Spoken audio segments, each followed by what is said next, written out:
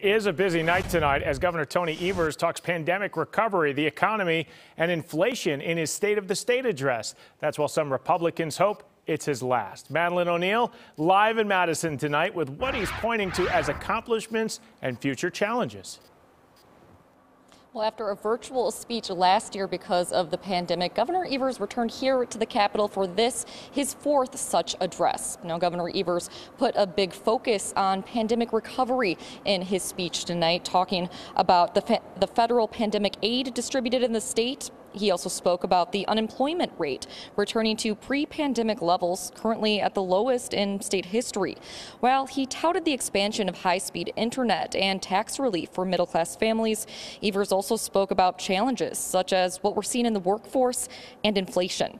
He's announcing a plan for part of the state's projected $3.8 billion budget surplus, which would mean Wisconsin residents getting $150, along with the state investing in child caregiver tax credits and in public schools.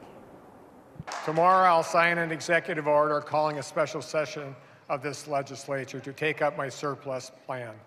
Let's help address rising costs. Let's help make sure folks can afford to join our workforce, and let's do what's best for our kids. This is the people's money.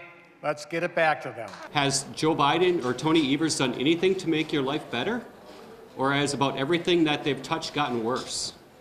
Runaway inflation, rising crime, closed schools, supply chain disruptions, restricted COVID rules that no longer make sense.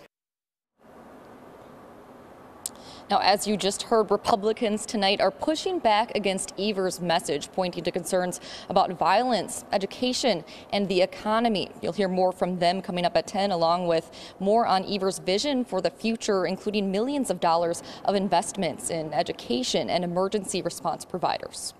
In Madison, Madeline O'Neill, FOX 6 News. Busy night in the political world. Maddie, thanks.